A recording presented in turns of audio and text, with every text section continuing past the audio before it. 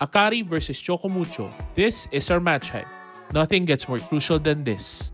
Maghaharap ang Akari Chargers at Chocomucho Flying Titans sa 2024-2025 PVL All-Filipino Conference sa PhilSports Arena sa Pasig City. Parehong nasa gitna ng standings ang dalawang kopo ng gutom sa panalo upang makakuha ng magandang pwesto sa qualifying round. Gumugulong ang momentum ng Akari matapos ang kanilang kauna-unahang straight set win ngayong All-Filipino kontra Capital One.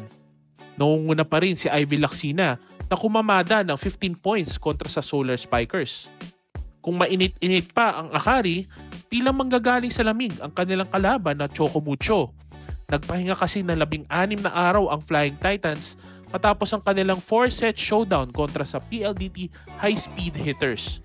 Patuloy ang pagdagundong ni Cici Rondina na may 20 points sa kanilang huling laban.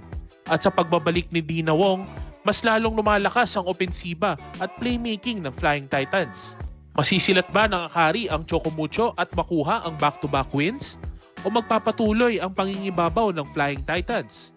Pag-usapan natin yan sa comment section. For more on this match hype, visit onesports.ph.